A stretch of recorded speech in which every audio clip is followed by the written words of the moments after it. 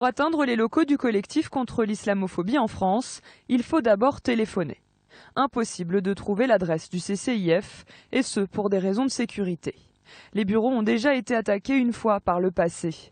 Cela en dit long sur l'ambiance, et cela ne va pas en s'arrangeant. Depuis les derniers attentats, le standard du CCIF est débordé. Des dizaines et des dizaines de plaintes arrivent chaque jour. Il y a Fatima Doubakil, qui est connue. Elle était avec moi à Bruxelles. Cette demoiselle qui reçoit les appels préfère témoigner à visage caché, encore une fois, pour se protéger. Depuis les attentats, on remarque une augmentation du nombre d'appels et surtout les problématiques sont plus... Les problèmes sont plus graves qu'avant. Bon, avant c'était des agressions, des discriminations, mais là c'est souvent des assignations à résidence de personnes supposées être dangereuses, des agressions physiques, des agressions verbales. Le CCIF a été créé en 2003. Il compte aujourd'hui 5 salariés, principalement des juristes, entre 100 et 150 bénévoles et 15 antennes en France. Il mène des actions de sensibilisation sur le terrain et compile des données sur l'islamophobie. Depuis vendredi, le porte-parole Yasser Louati a reçu plus de 1200 mails à titre personnel. Ça a commencé par les menaces de mort, puis dégradation des mosquées, dégradation des commerces. On a eu maintenant des agressions physiques, des femmes qui ont été agressées, toujours encore parce qu'elles sont visibles avec leur voile.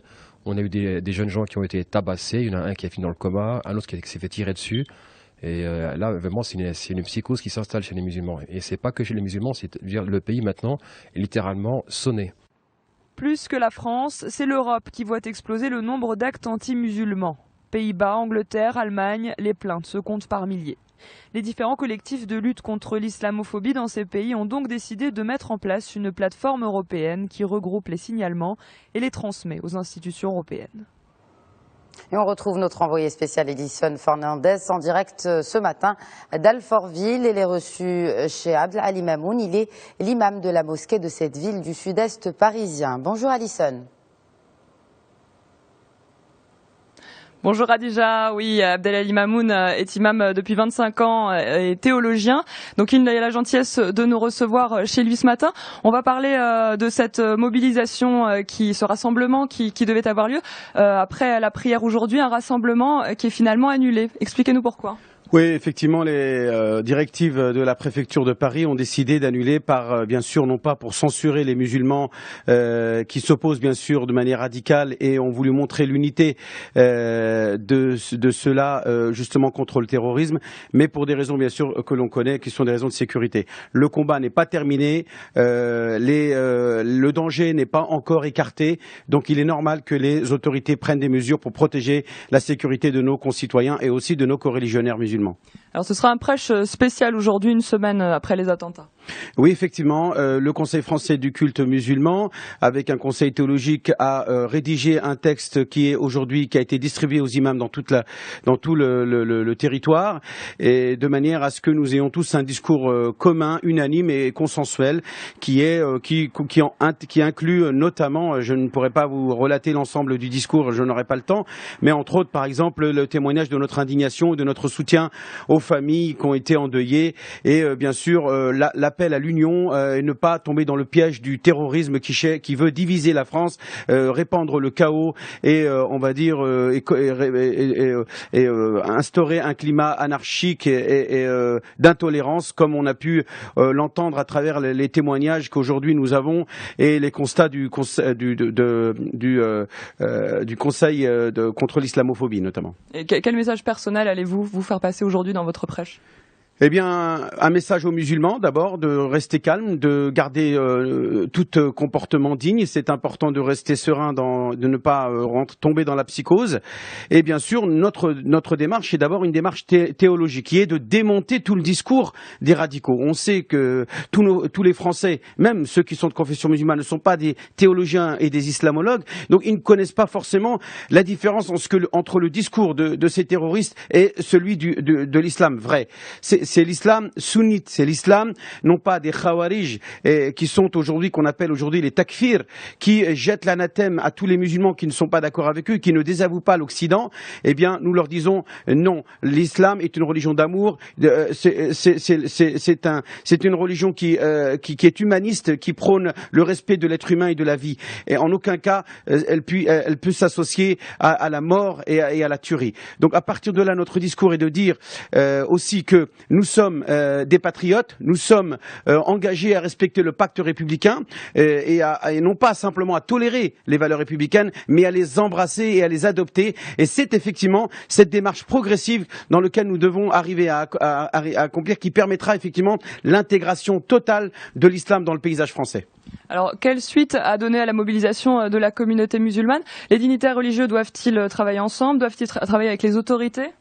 Oui, en effet, il faut d'abord un travail répressif et donc une mobilisation totale, y compris des musulmans qui sont à l'avant-garde, puisque nous sommes, dans les mosquées, dans les lieux de culte, parfois confrontés à côtoyer, à croiser ces énergumènes.